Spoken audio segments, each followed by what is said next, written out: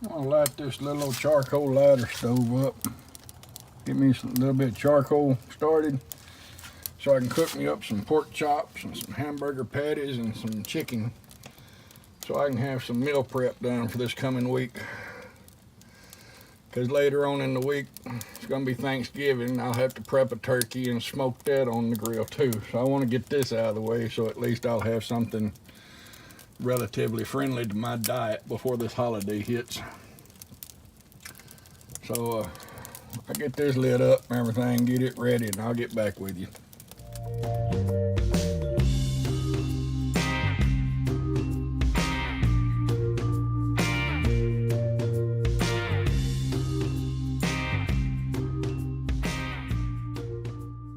As you can see, I've already got charcoal in the bottom down here. I've got enough probably just to cover up that grate down there. I'll go ahead and open my vent all the way, my intake all the way up. I'll pour that charcoal, the lit charcoal down in there and get my fire started.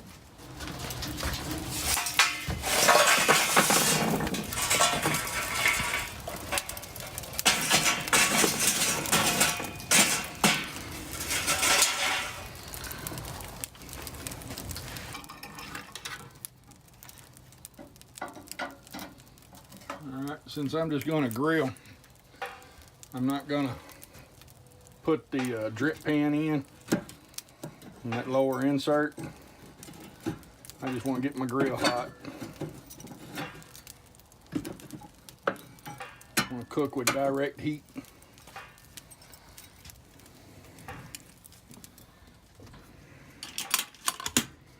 So we open that up, and then we'll go inside and prep the meat while this thing comes up to temperature. I'll catch you inside. All I have here is some plain old frozen, skinless, boneless chicken breast from Walmart. And I got it thawed out. And all I'm gonna do to it, all I'm gonna do to any of this stuff pretty much is just keep it simple. I'm just gonna put some salt and pepper on it and be done with it. I've had a problem with my weight here the last couple of weeks. It's been kind of plateauing more or less and seesawing. I can't get down any further, and it doesn't go really up that much. So I'm trying to cut out all the sugars that I've had in my diet. So all I'm going to do with these is just go back to basics and just put some plain old sea salt and this Tony's black pepper. It doesn't, so I don't have any extra sugar or anything. And that's really all I'm going to do to any of this meat that I'm going to prep today. Just trying to find out what's the deal. I drained the excess water off of these, and then I rinsed them off in the sink. And I'll get the pork chops out here in just a second, and I'll do them the same way. All right, what I did with these are some pretty big pork chops, some of them are normal. But don't know how many of you's ever cooked them, but right here where that bone marrow is in the middle, where the butcher saws that, he's got a big bandsaw that he uses to cut all these bones through to make these cuts. And that bone saw leaves bone saw dust. So you don't necessarily have to, because it's kind of sandy, it's kind of really thin, like salty granule type. It's real tiny stuff. But I don't like that grit in my teeth, and it kind of, to me, takes away from the flavor of the meat. So I just go ahead and run the water over the top of them, and that's all I've done to these. So here again, like I said, I'm just going to salt and pepper them.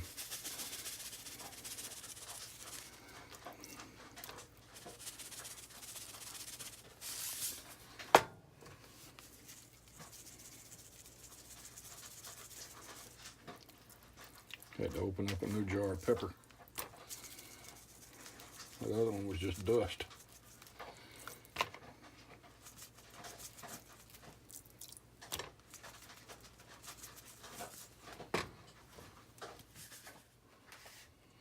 Alright, since I'm doing a good portion of this to be meal prep, I've got my kitchen scales out and I've got it set to the pound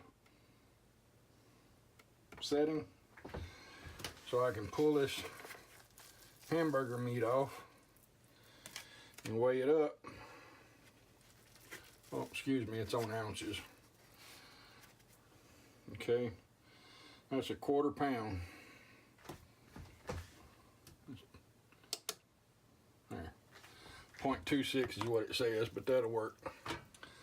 So when I get enough of these done up, I'll press them into patties. Here we go. Says 1/4 pound.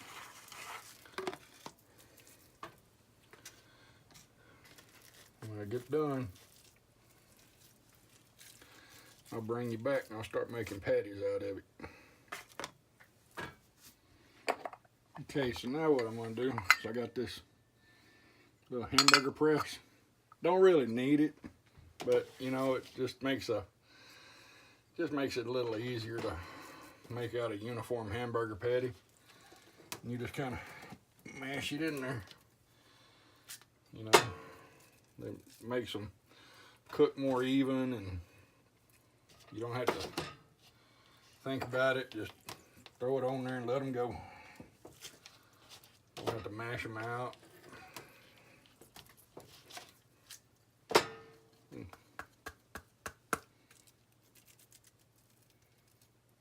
See, just makes a nice little hamburger patty.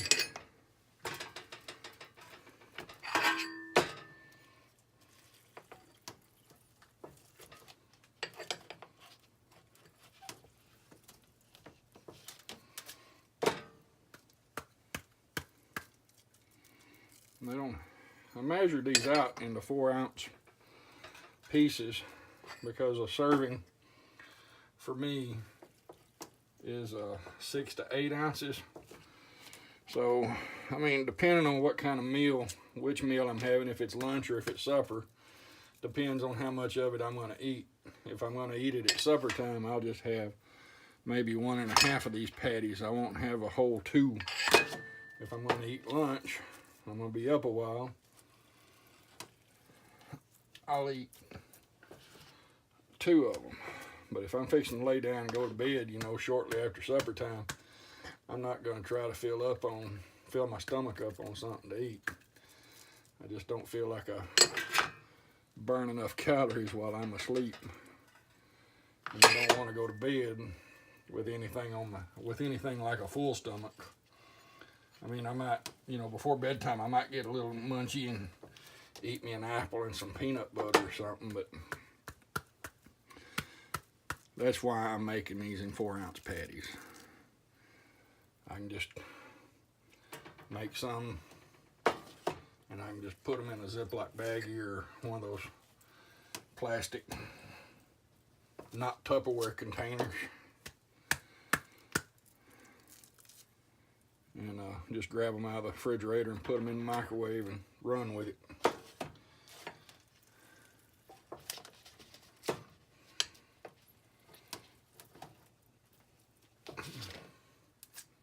Yeah, I've got a big ass turkey I've got to cook. Our Thanksgiving is going to be on Saturday instead of Thursday with my wife's family, so starting sometime on, I may do it. I may just cook it Saturday. It shouldn't take. It's not going to be all night like a brisket. Shouldn't be anyway. So. All right. Now here again, I'm going to do the sea salt and black pepper. That's all I'm going to do to it.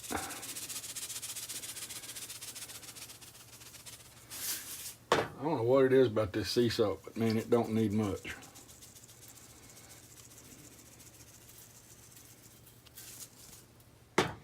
And pat it in a little bit.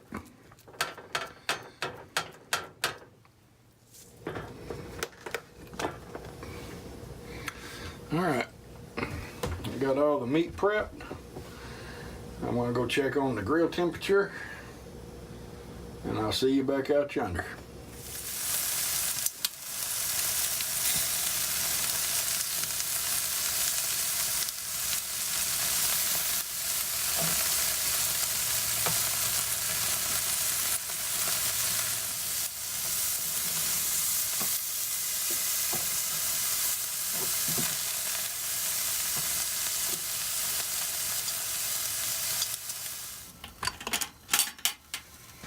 Now when this grill's running this hot, you need to do what they call burping it before you open the lid up, because you could cause a backdraft. So you want to open it about 1 inch and then set it back down before you open it completely up again. You go like, let that out. Whew, the steam is warm coming out of that thing. So what I want to do now, I'm going to use my little probe thermometer. I'm going to check these breasts because they're thicker than the pork chops. And I'm looking for about 165.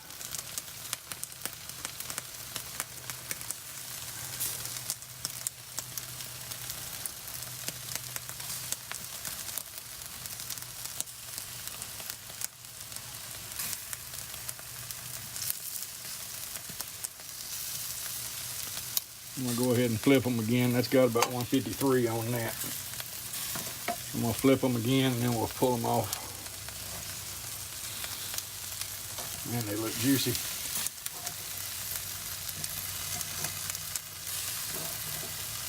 It's hard to, one thing I've noticed through the years about these particular chicken breasts that you get at Sam's, it is hard, I mean at Walmart, it's hard to screw these things up. I mean, it can be done, but you always get something very edible, and it doesn't take long to cook.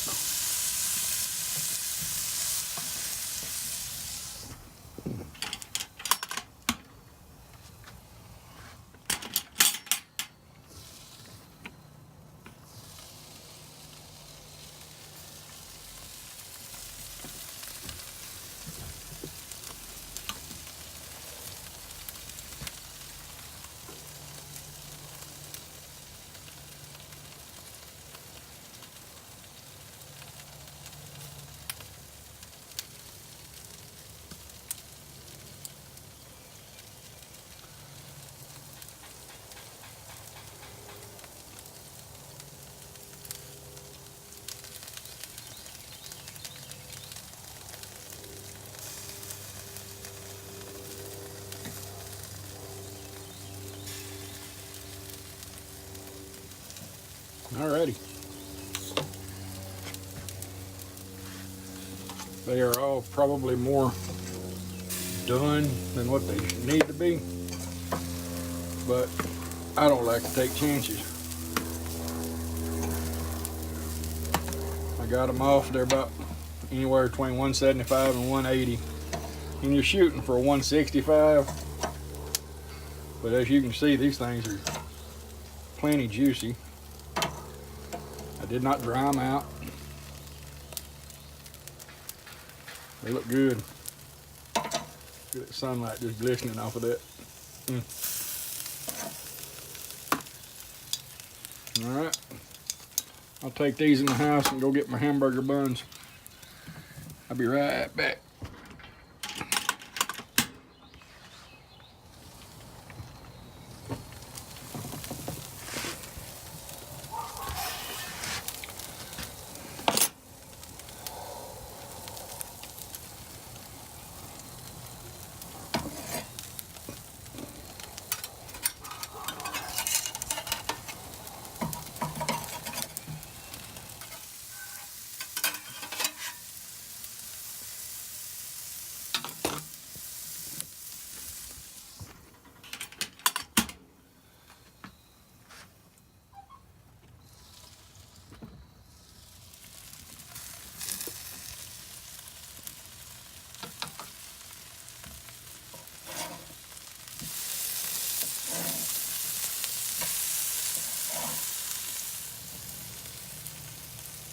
Yeah, they're almost done.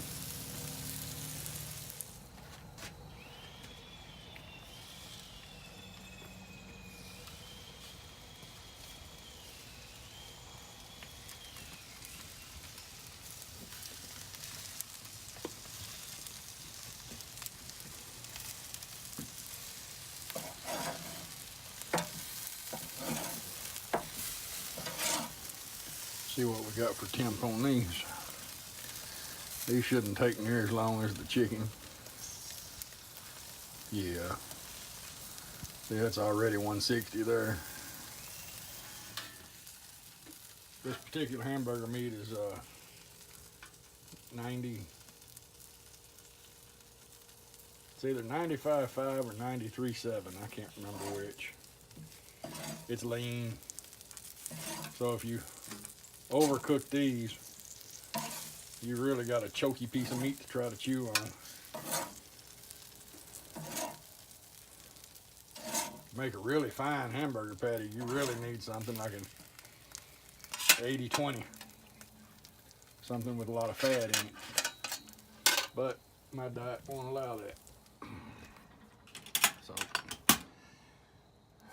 all right, shut the vents off and let the flames go out, and I'll meet you back inside here in just a second. We'll have a taste test. All right, let's check out one of these hamburger patties right quick.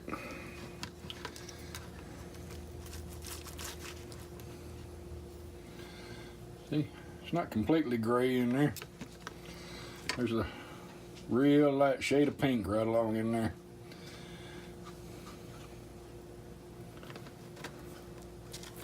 I don't know if it's going to show up on the camera or not. Let's try it out.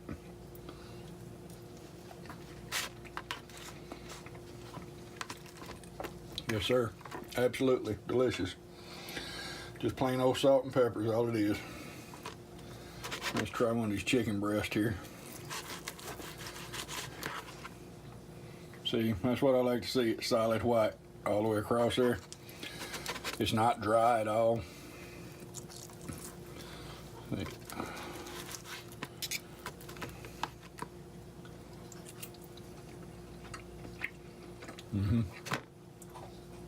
Yeah, that black pepper really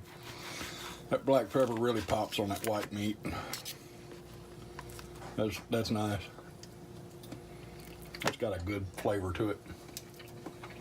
And it's real simple, real easy to do. I'll get one of these big old pork chops out here.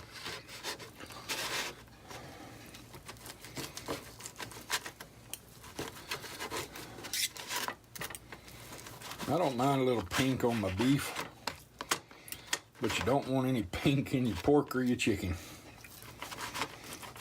That's the reason I always tend to kind of overcook my pork chops or my chicken, either one, out there on the grill. Because my temperature probe, optimum temperature on pork or chicken is going to be like 165. And every time I cook a chicken leg, say to 165, I know it's dark meat, so you need to go 175.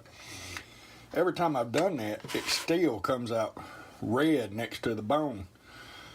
So I always run it up to 185 or 190 just to be on the safe side.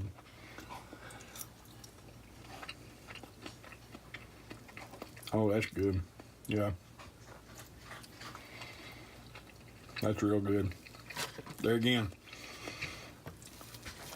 that black pepper really helps out a lot on the taste of that pork. I mean, it doesn't overpower it or anything. And like a lot of the pork seasonings, like rib rubs and barbecue rubs, they have a lot of added sugar that I don't need. So, all right. Well, that's another cook in the books. I appreciate y'all hanging out with me. And if you will, leave a comment, like, subscribe, share, whatever you feel like doing. I'll talk to you. Y'all have a good day. Peace and good karma, y'all. End of line.